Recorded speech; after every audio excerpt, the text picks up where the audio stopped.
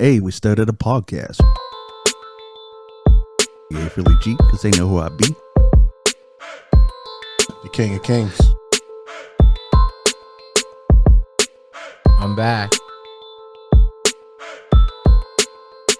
What it do, people?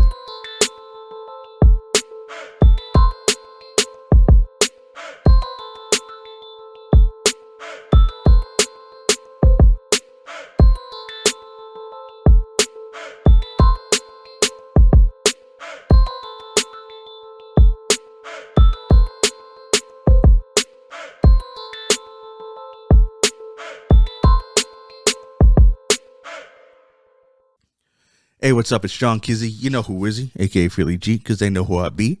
And I'm here with my cousin Ray Ray. What it do, people? And hey, we started a podcast. Today we're here with episode 144. Oh yeah, of course we got to give a shout out to King Tigger and DJ Laton. They couldn't make it today. You know, King Tigger's still out in the wild somewhere doing his job, and Laton had a crazy week. We actually recording on a different night tonight because we all had a crazy week. And I don't know if y'all can tell it in my voice. I'm getting over. I was sick last week, so that's why we chucked in one of those review videos that we do. And I'm barely here this week, but we ain't missed a week since we started, so we ain't gonna start. As you can see, we even doing the remote. We don't care. We'll make it happen. We make it work. But yeah, Get in with it, right? yeah. So episode 144, and man, yeah, we both got a few topics. Let me reposition myself so I'm actually look like I'm talking to you. See, I got the cameras up, so the camera's right here, and my laptop's there. See, I can see him on the laptop, y'all. So, you know, if I'm looking down, it's because I'm looking at him. All right, let's start this off with Drake being allowed access to a redacted version of Kendrick Lamar's contract. That's interesting. I think it's kind of crazy because, like, with what the case is about, right? Yeah. Why does they need to see the contract? It's not going to say in his contract, I'm contracted to use bots to increase my sales. Or, you know what I mean? The stuff that he's being accused of, well, he's accusing the label of, isn't shit that you were put into your contract. So I don't know. Maybe he's trying to see if there's any type of wording of how they were going to how the company was going to plan on leveraging his position, right, in the market. Yeah, but why would that be in? You mean? But remember, this is Kendrick's contract. Yeah, but the whole point of Drake's thing is saying that the company propped up Kendrick and brought him down so he couldn't do the deal with Sony and get an extra $100 million, right? Yeah, I'm just saying that. I know that that's his defense. I'm just saying, why would any of wording to, support that be in a recording contract for Kendrick Lamar? You know what I mean? Like I'm not, if you were my next artist that, if you were Drake and I wanted to, bolster Kendrick in this type of way, which is it's shady, right?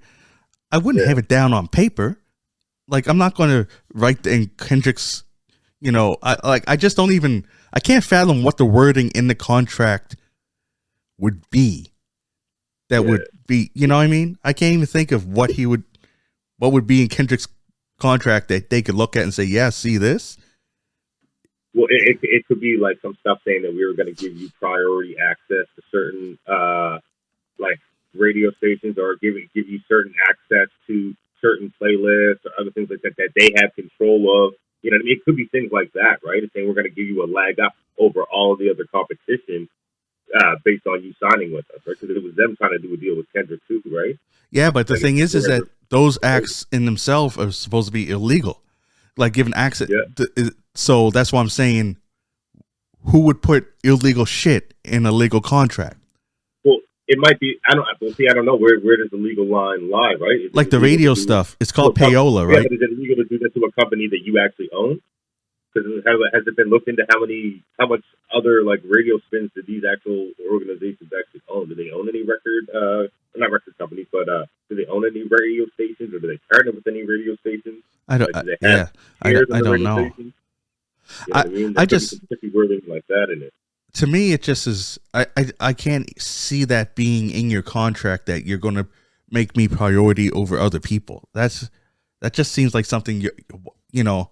It wouldn't be cool to be in your, because then what are you going to do when, if Drake is doing better, you're going to come, no, look, my contract says I'm supposed to be doing better. Like, I don't know.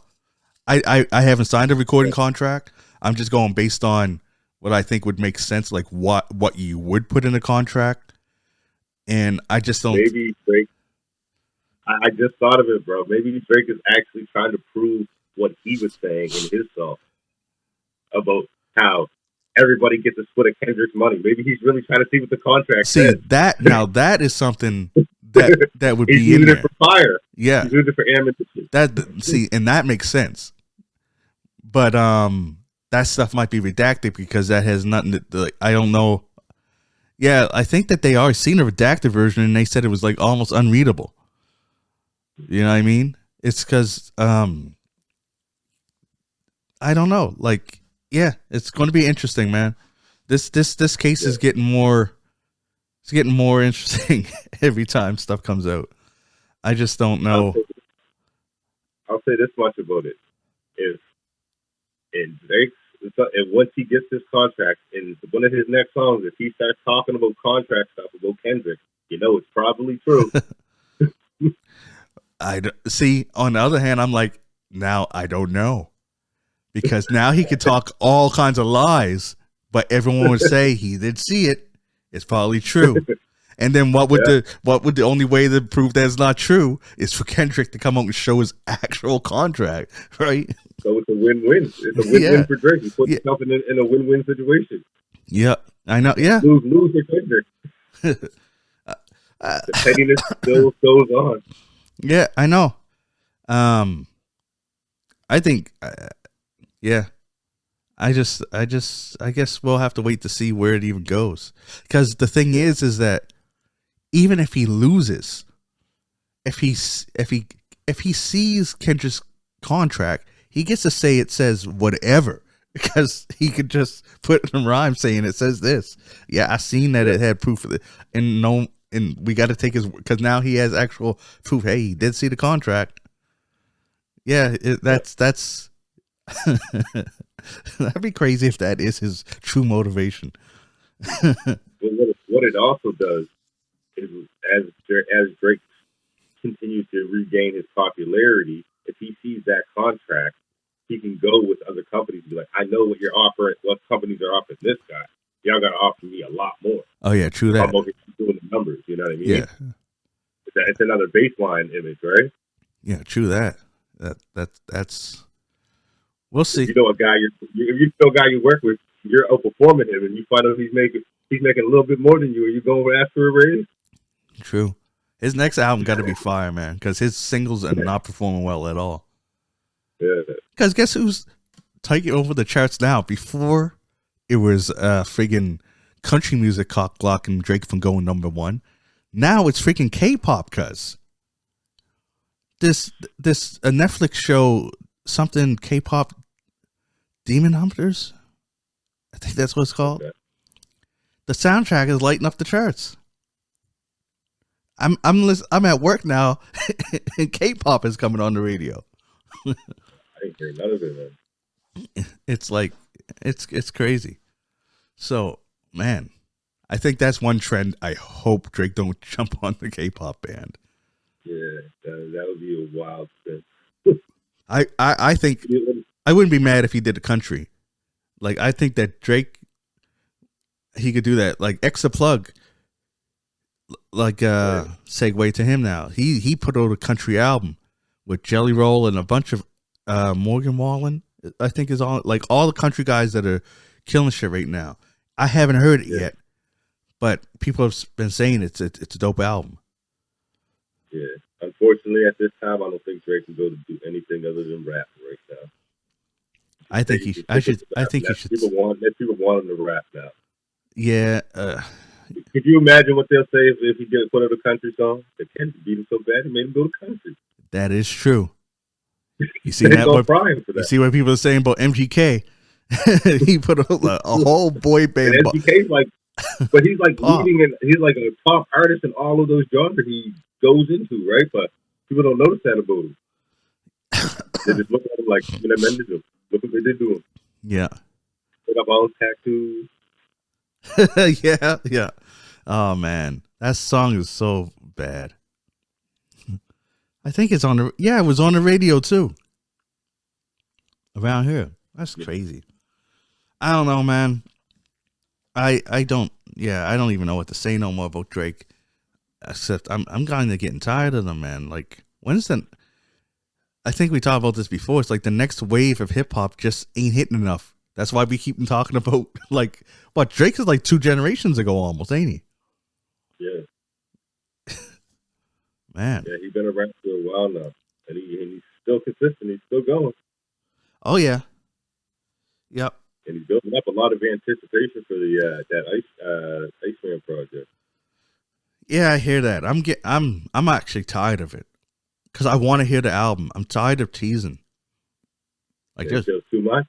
Yeah, man. It's like, that's what used to piss me off about Wu-Tang back in the day. They talk about an album for like years, and then like the RZA's album, The Cure, hasn't come out yet. It was supposed to come out in like 97 or some shit. It's like, yeah, coming next summer, The Cure. Then the summer, like Dre and Detox. Yeah. Like after a while, the anticipation just turns to just drop the fucking shit. Like, I hope it's dope. Yeah, I mean, to be fair, in recent weeks, we've gotten a lot of good music, so maybe that's why Drake is holding off, right? Yeah. Like that Chance the Rapper album. Oh man, he goes in on that album. That honestly reminds me of like an old school Kanye West album, like early Kanye West. Like the vibe of it is good. Like there's a few songs there that I can just tell that I listened to it just a couple times that I listen to it. I'm gonna continuously go back to those songs. And I mean, like the first couple of these dumps in, there's one on there that's real fire. I can't remember the name. I think it's like number 4 or 5 on the track list. Yeah, I don't have the track list in front of me. Shoot, I was hoping you did. Yeah, no. Yeah, that's the thing, using my phone as the camera. I never have the track list in front of me. But, yeah, I think I know which one you mean, because those first few are dope. Actually, all of it's dope. It's one of those albums when the last song played, and then something else comes on, like, oh, shoot. And I rewind it all the way back, almost like, that's what I would do with that Toby album. That new Toby one. I listen to that on repeat. So like the song is called "The Negro Problem." Oh yeah. BJ the Chicago Kid, and then like Highs and Lows with Joey Badass. Yeah, that one was dope. He mentions Nova Scotia in it. Oh yeah, did he ever? I was like, hey, check him out. But and then I think in the same song, I think Joey Badass says something like "colder than Winnipeg." So I'm like, them guys on some Canadian tip on this track. And he says colder than 10 toes in Nova Scotia. I was like, yeah, they both naming provinces up here. Although they all, like always, they all think that we're freezing up here. I know. They need to come up here. You know what I mean? Yeah. That's why province in the song, you got to come up here. Yeah, how you want to mention Nova Scotia and then not go see it? Yeah, I like that track. Joey Badass was nice on that too. See, Joey Badass is somebody that I seen first as an actor. I missed that era in hip hop, right? Like there's a whole chunk of artists that I'm rediscovering, like discovering late, I should say. And he was one of them. Freak Kendrick was one of them. Like, well, Joey Badass for me, like I've always known he was nice, but then I forgot about him with his act. You know what I mean? I was like, I really started liking him more as an actor than as a rapper. Then I started hearing him come back out doing some freestyle stuff. I was like, Jesus, he shouldn't be like his path within rapping should have been a lot higher. You know what I mean? Yeah, He should have been viewed a lot higher. But he got bars, man. He's good with it. Nice delivery and everything.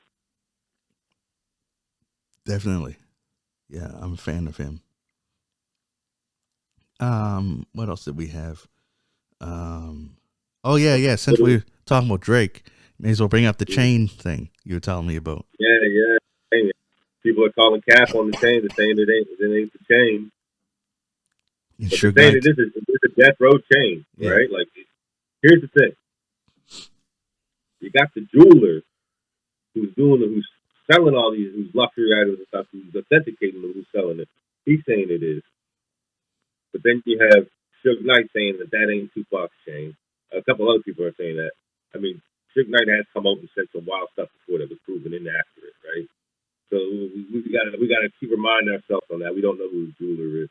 You know, I don't imagine that if Drake hearing this, he's probably questioning Buddy, right? So it's probably an authenticate, whatever, you know, a process being done for that right now to make sure that is what it's straight purchase. yeah, I don't know. Because Suge might have bought the chain, but you remember this chain was bought in 1996. How many death row chains did he buy? You know what I mean? Yeah, like 95. That's when he got out of jail, right? Yeah, he got out in 95. He was alive for 6 months. 6 months on death row. That's all he did. Think about all the music he put together on death row. 6 months. All he did was record. Actually. That's crazy. That's funny because I went to see this documentary on Jeff Buckley. He was a singer. He died young. He died in his 30s. And just watching the documentary, seeing like how much he accomplished and stuff, and then find out, and people saying, "Oh man," because I was there. They're like, "Yeah." After the documentary, we were all talking about it, thinking about how much he could have accomplished if he lived. He died so young, and then I was like, he was 30, 31, I think they said he. I was like, Tupac and Biggie died when they were like 25, and they were like, "What?" I was like, "Yeah." They did a lot. It's crazy, man, that they accomplished so much in so little time. And now that you pointed out that Pac was only on death row for 6 months and he did all that. Yeah. Like not only a double album, not only a double album and the Machiavelli album. So that's 3 albums plus enough for how many more? Like, listen, he recorded over 200 songs. Man, that's crazy because he was still doing interviews and stuff. Like, how was he having time to go out and do anything else? Doing fashion shows. That's what they said. His work ethic was insane. I watched a few interviews with like Dogtown members and other things talking about like when he first got there, because they had multiple studios at the spot, right? So he would bounce from one studio, go to the next studio. You know what I mean? Because that's what he said. The rappers, you could watch the interview with him saying it in the studio. Like, rappers don't need to be in the studio while the mix is happening and do all that. Let that happen when the rappers go home. So let these guys continue to work. You know what I mean? Yeah. And that's what he was doing. He would go to one studio, spit there, go to the next one, spit that there. While he's not there, that's all being mixed down. He comes back here another day. All right, maybe he throw some other punchings on it. Whatever, he was doing multiple songs within a day, right? Or within a week doing multiple songs, right? So you're going to think about that work ethic is crazy. And you got a good point. Like, if you're the rapper, you're just there to rap, right? You don't have to be the producer also. That's like, if you trust your producer, like, and maybe that's why he was, maybe a lot of emotional rappers are like that. You're putting your heart and whatever into your lyrics, right? That's the part that's important to you. You already heard the beat and whatever. So then you're like, yo, you do all the rest and send it to me when it's done. Now, I bet you if it was done and it didn't sound for something, he'd say, yo, no, whatever, right? Yeah. But if you're going to work with a producer, you're going to trust that he's going to do the best, right? So Yep. yeah, especially when he's what he had a good team. He had Dre, he had Daz, he had them. Yeah, let me spit my lyrics and get out of here. Yeah, and he was getting the best of the best. You know what I mean? Because people who were coming in when he came into Death Row, people who had albums on the go, songs on the go, beats, structures, that kind of thing, they gave here. Yeah, They were giving us all the fuck because that's who we're propping up right now. You know what I mean? yeah, Because he came in at a volatile time in Death Row when the CEO is beefing with the other CEO on the other turf, the other biggest CEO in music at the time, which was Diddy. You know what I mean? Tupac came in to basically be the front runner of that war because he already had problems with those guys, right? yeah, Because that whole Quad Studio stuff happened before he was on Death Row. yeah, yeah, yeah. You know what I mean? I That remember happened that. before he was on Death Row, and Suge Knight had already had problems with Diddy because of the whole stuff where Suge Knight's best friend, who was one of his bodyguards, was shot after they had an altercation with Diddy in the club, and the club got closed down. And yeah, there was a whole thing around that, right? Like that. You got to remember when Suge Knight got on the stage for Source Award. Source Award. Yeah, He starts that off and talking about like bring Pac home kind of thing. We riding for yo here, that kind of thing, right? And then he starts talking on that stuff. They always put that other part out, right? Because they don't need that. That has nothing to do with it. Tupac wasn't even with them right at that moment. yeah, true that. He was just shouting Tupac out, right? I don't know if it was a manipulation thing because he knew he was about to diss Diddy directly after.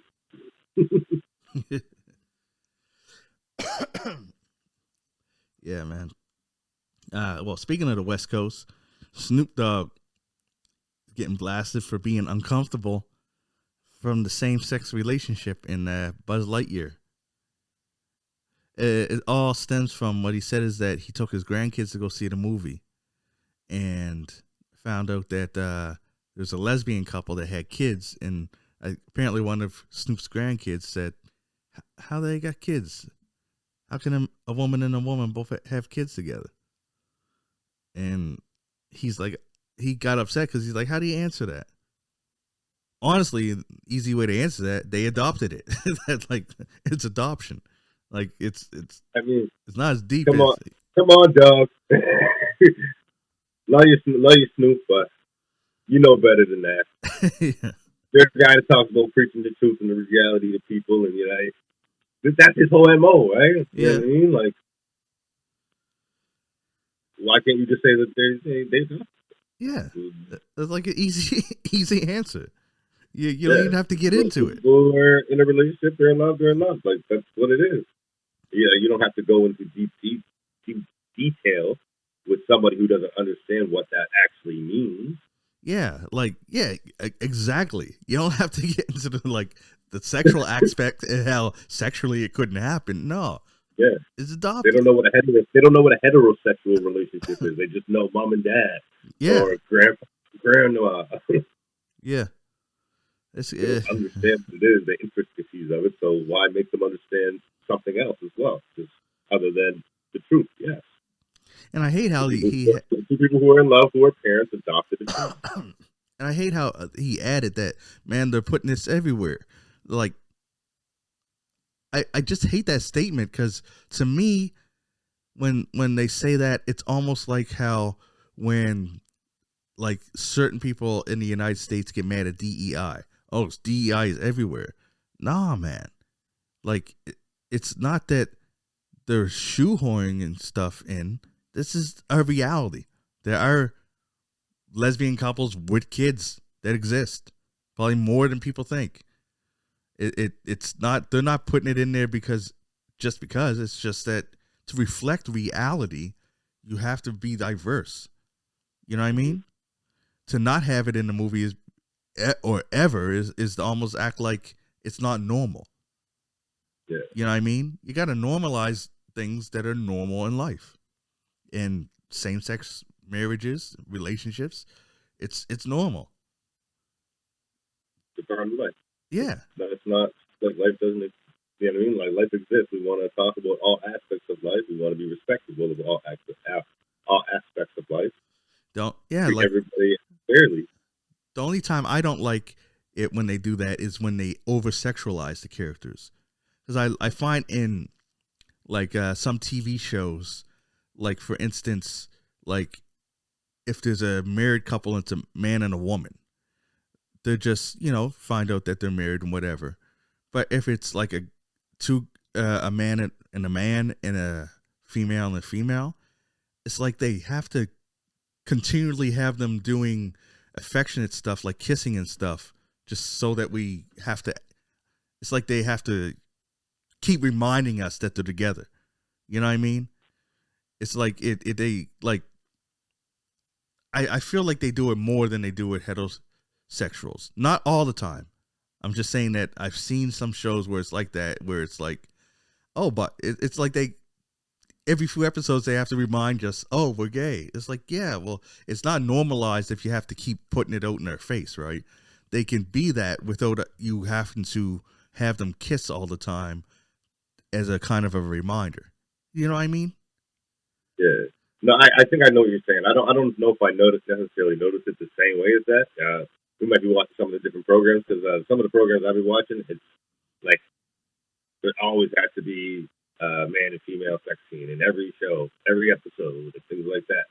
So I see that a lot, right? But I'm not a cable guy, right? So that's not being allowed. Yeah, more HBO and things like that, right? When I see those shows, it's always something like that going on there. I think that we shouldn't try to limit other people's expressions. We should be respectful of other people's expressions, but we also should not exclude who we are as well. Mm-hmm. Yeah. You know what I mean? Yeah, I think the only problem I have is when I feel like they're over sexualizing it, because in my opinion, that's kind of like exploiting it. It's instead of a clue, making it part of normal reality, and also some people can see it, and it makes it, I don't know, it's almost like a stereotype, saying that they're more, they're over sexualized, oversaturated, yeah, oversaturating of the market, right? So it kind of devalues the meaning of it, just like when they were around certain times where everybody was posting certain things about Black Lives Matter and things like that, which is a wonderful message, and it's honestly something that we should all recognize.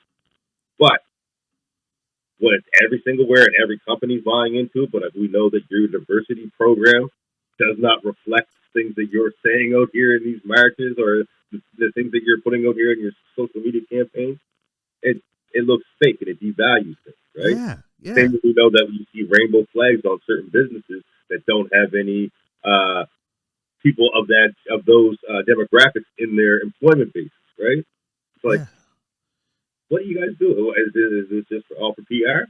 Yeah, that's like it devalues that when you see it, it devalues it. Yes. Because you're like, is this company real, or are they just going with the propaganda of like let's be part of it just because it's PG and because people will like us if we do.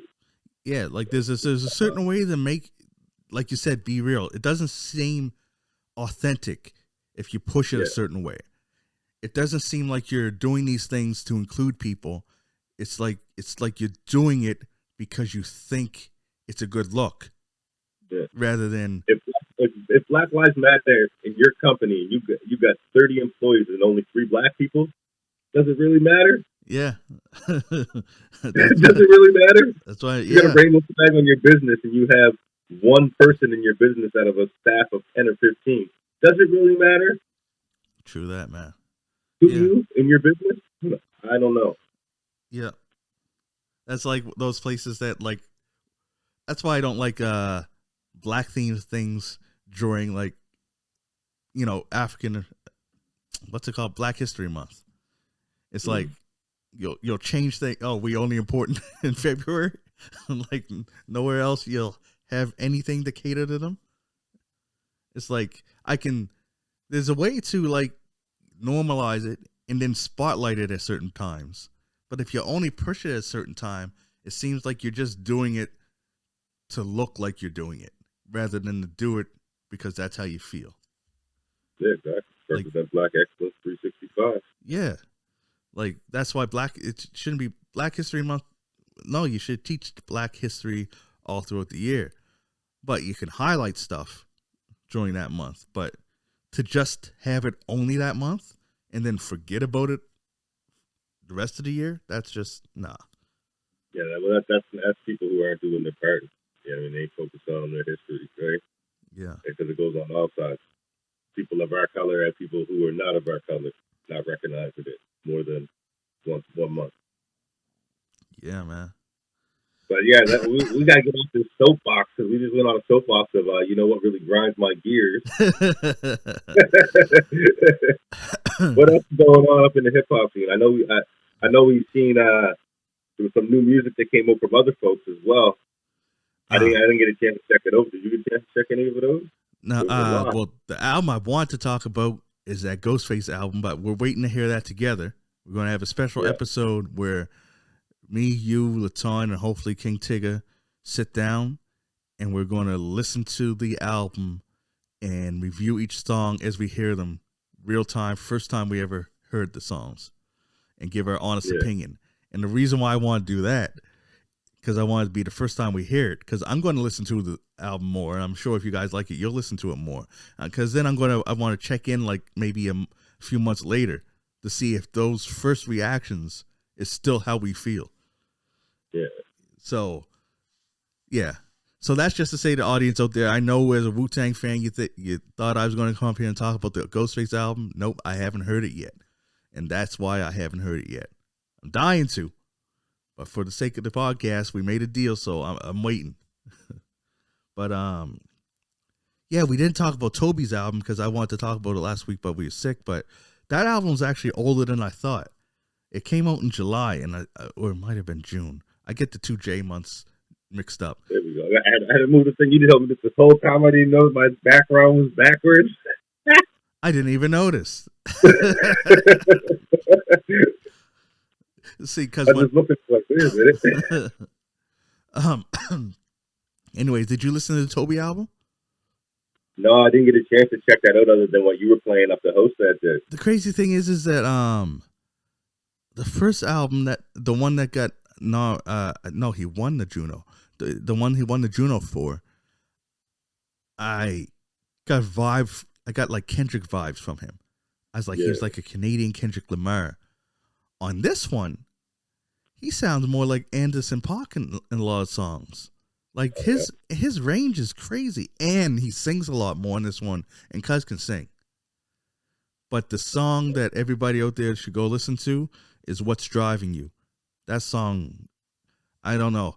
People have been saying it hasn't been a summer song, and I think that's because most people I've been listening to are people from the States, and they just ain't heard Toby. If they had to put this song on, if this song had a video, I would have been sharing it like crazy.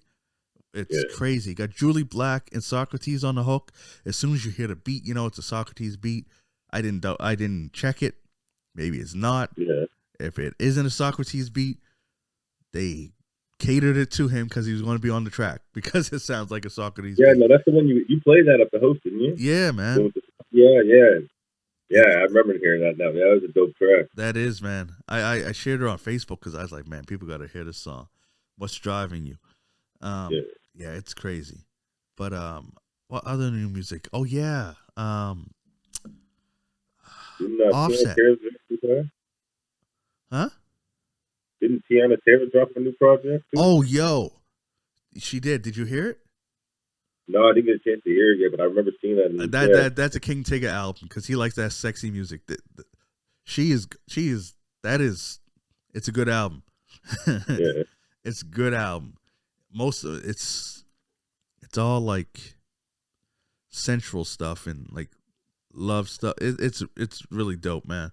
Now, she has a lot of skits on the album where I would like, but it's like those type of skits where, you know, you heard them once, you don't need to hear them again. Gotcha, yeah.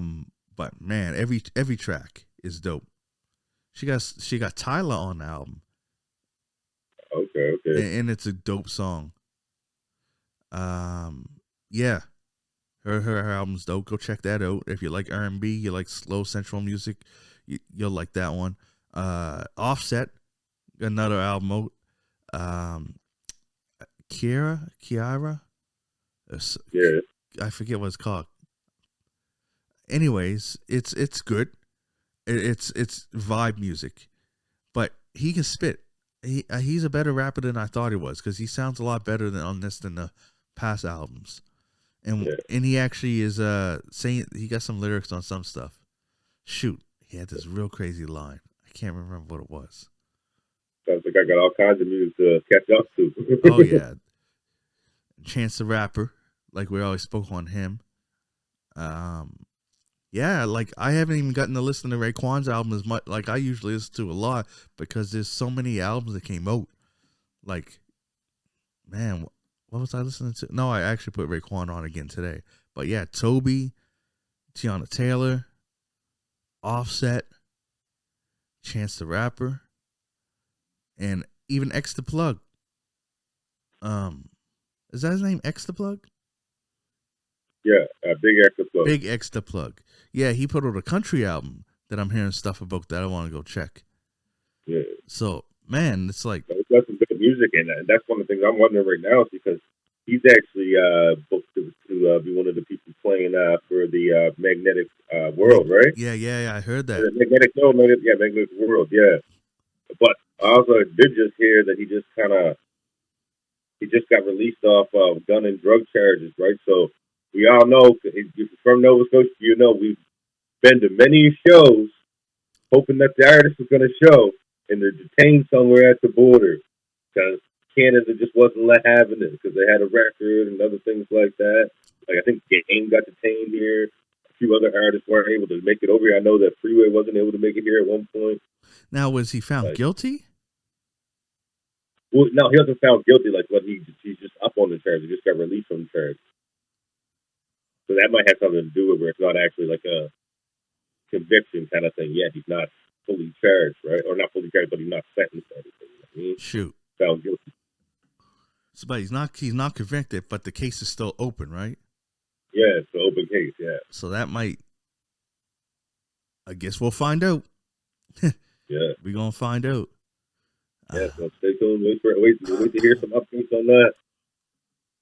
Yeah. That's looking like it's going to be an amazing show. You got 21 Savage there headlining it.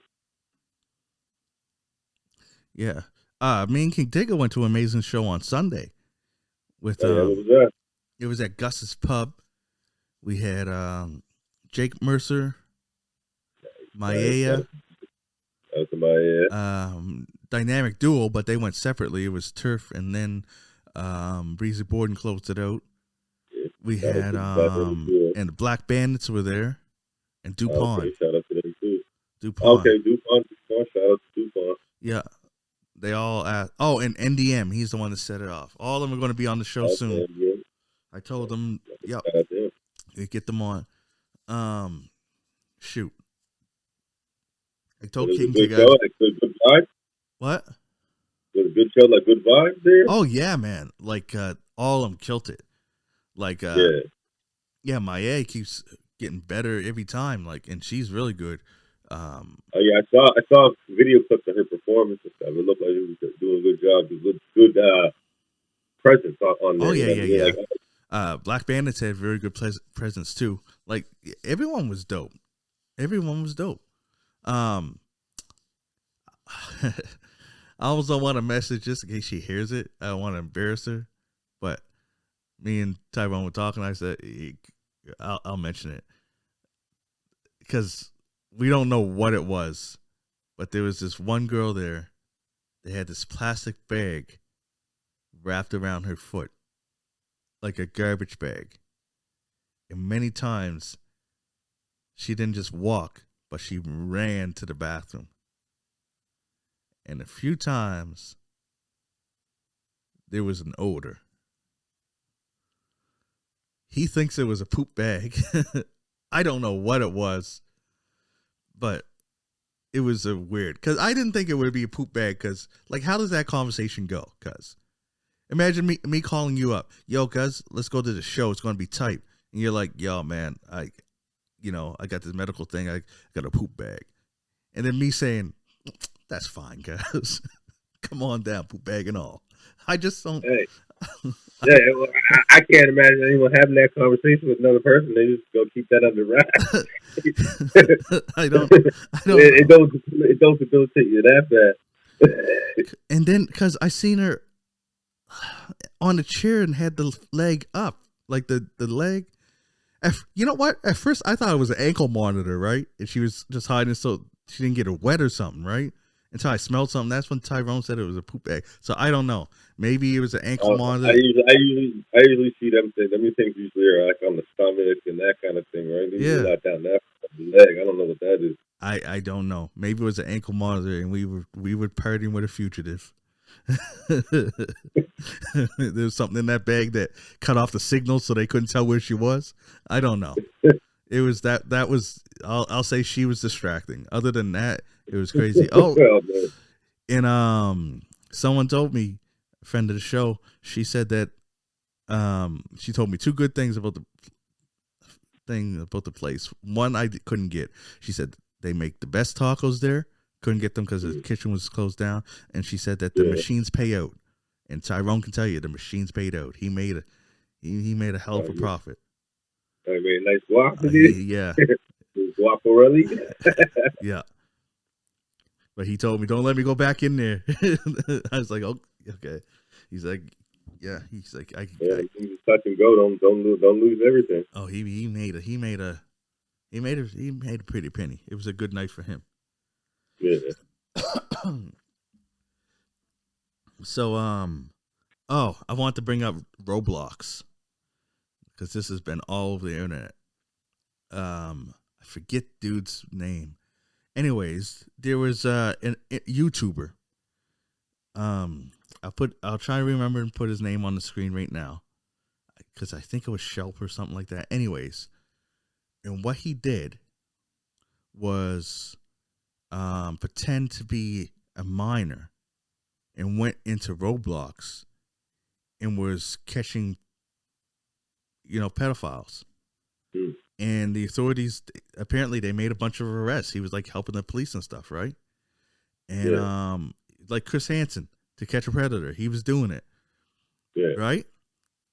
Now, here's where the controversy comes in. Roblox blocked him from going on there, told him to cease and desist, and apparently are taking him to court because he was fraudulently representing himself as somebody he isn't. That's wild. That's a tricky one. It's a wild and tricky one. Because like even my son was like, well, yeah, he was on there. My son was like, he's catching bad guys. He was pretending to be somebody investigating these people. And that's when I said, that is correct, but he's not a cop. Yeah. It's not a real investigation. You're not authorized to do these type of investigations, even though that basically that's what a vigilante is, right? I mean, they're doing. And does he have 100% accuracy? Because if he doesn't have 100% accuracy, then that turns into a form of harassment of another paying customer of Roblox. True that. True. You know what I mean?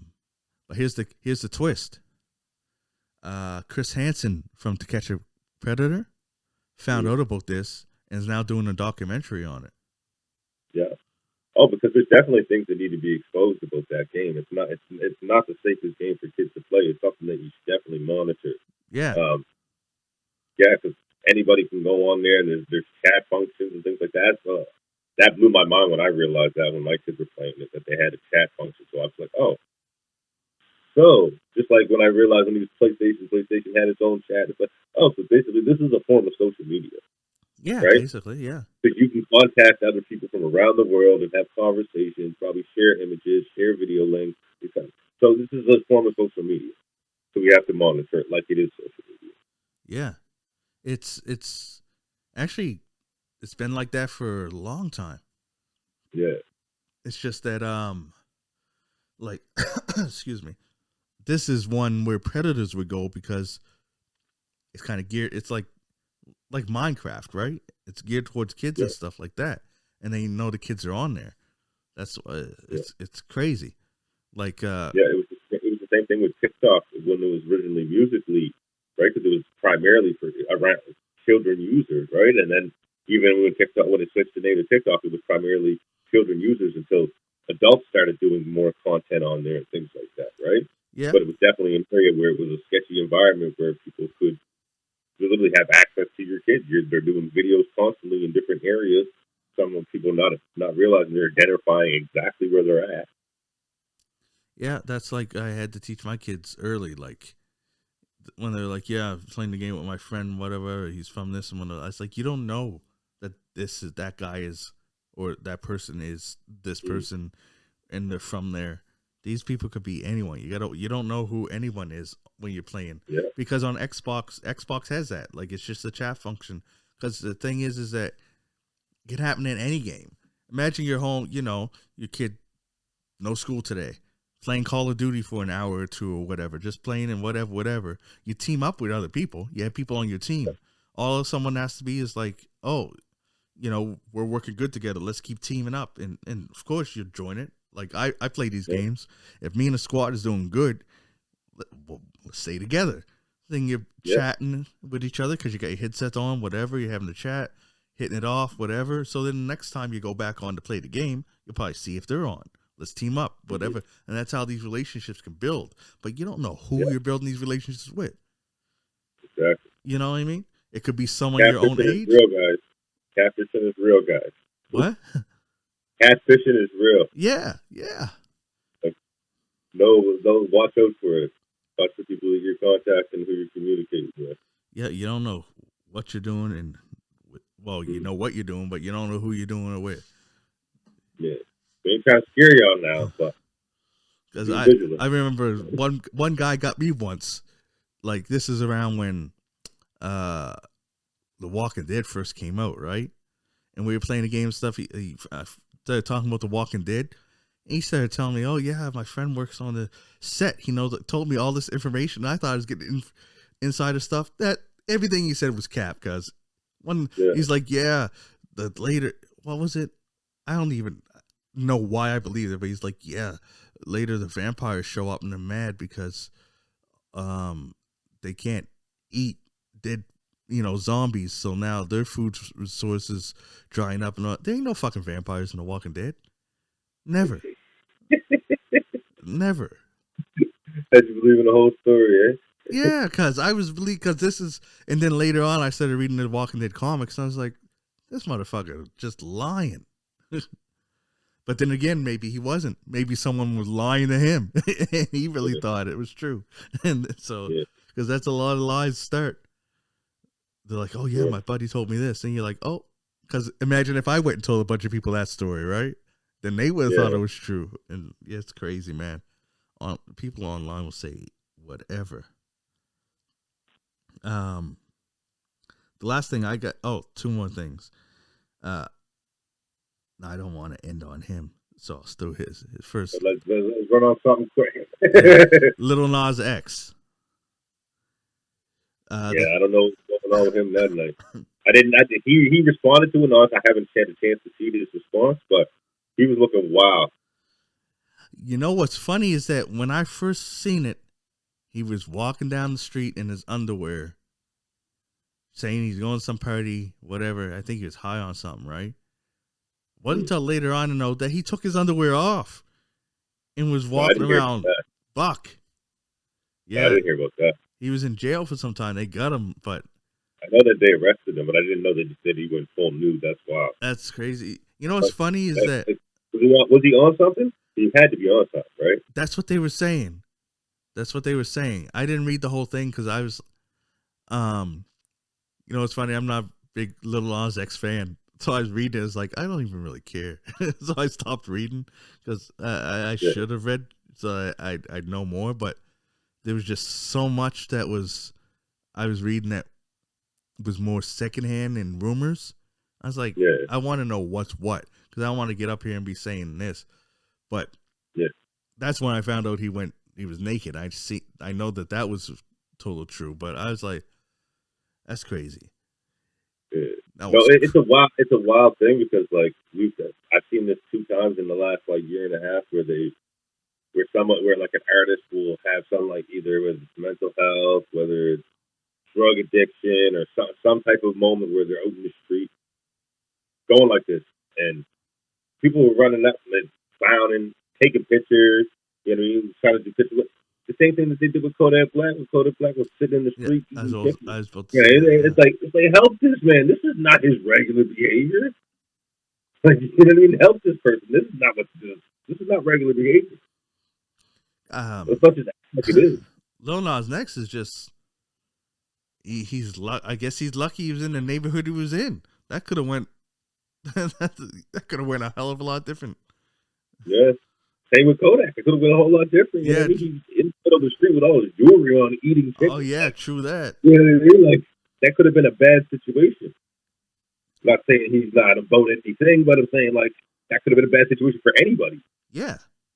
Because no matter how about it you are, man, you're still only one person when you're alone. Exactly. And then you're laying down in the middle of the street and checking, you're kind of asking for trouble. Yeah. But well, I hope he's all right. I hope this wasn't a publicity stunt for upcoming music. That'd be corny. Yeah, that would be kind of sad.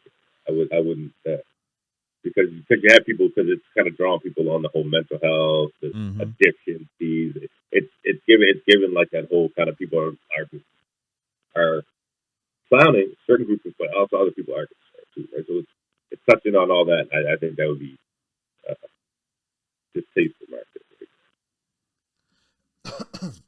So the last thing I want to mention is apparently the king of cap, Fat Joe.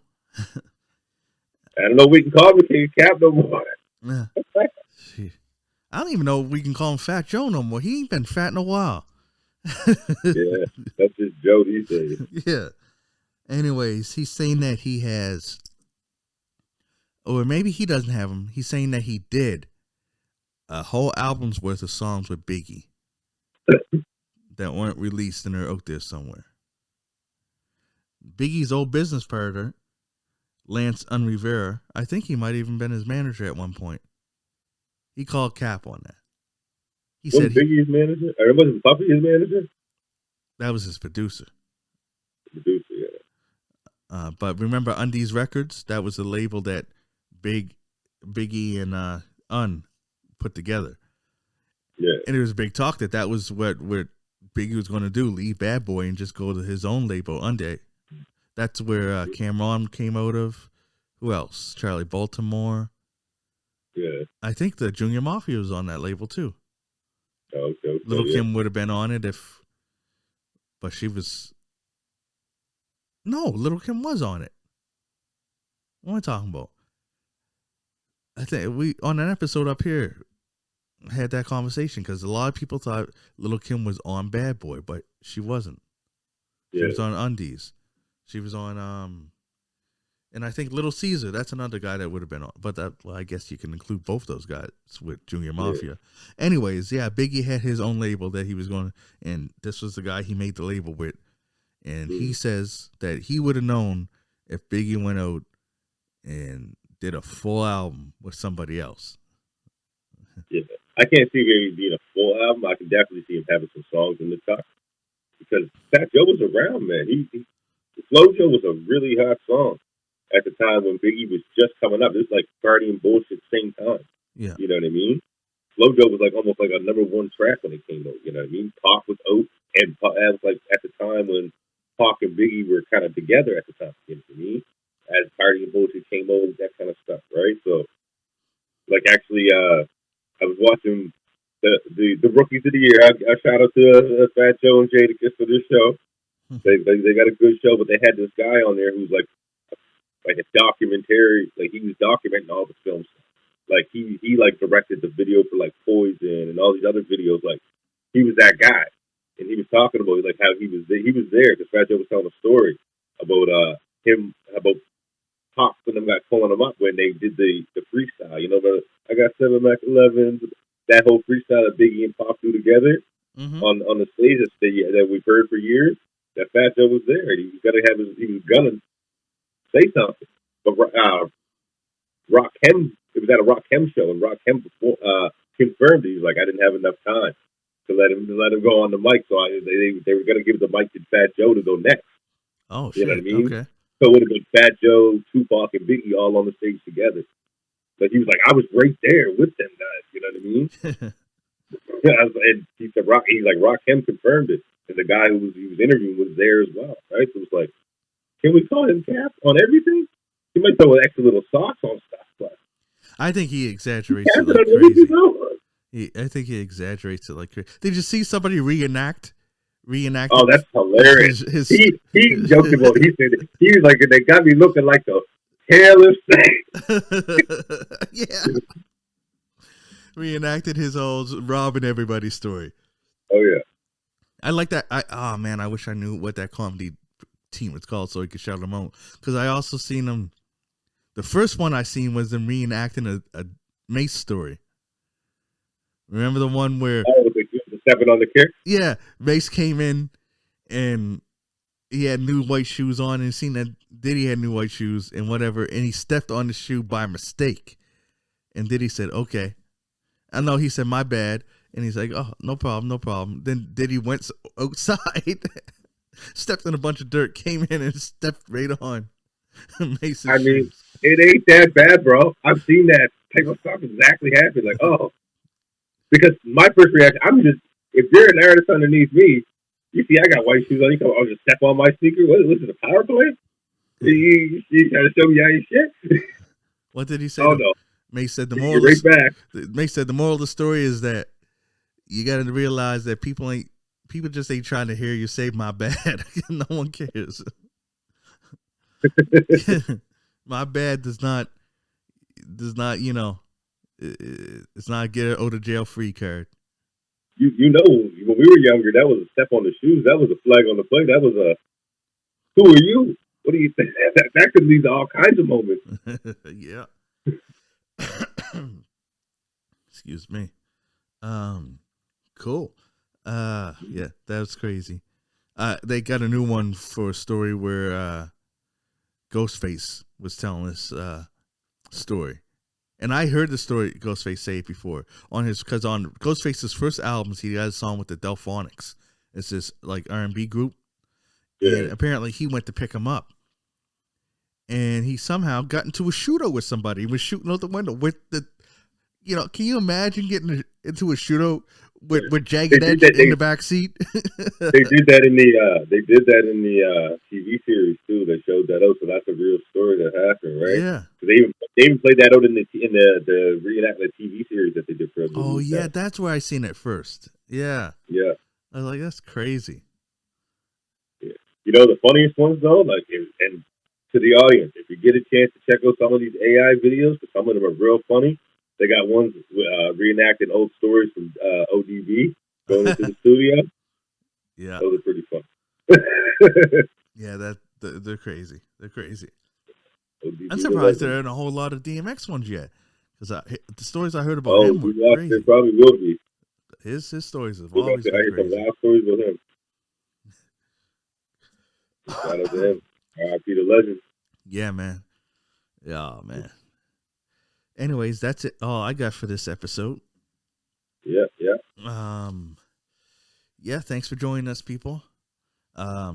This is not the new format. We're sick, man. It's been a rough week. So this is just for this. We'll be together next time. He's on quarantine. Yeah. We'll be together. Yeah, that's what it feels like. We'll be together again next time. Anyways, my name's John Kizzy. You know who is he? A.K.A. Philly G. Because they know who I be. And I'm here with my cousin Ray Ray. Take care of yourself, people. And we out. Peace.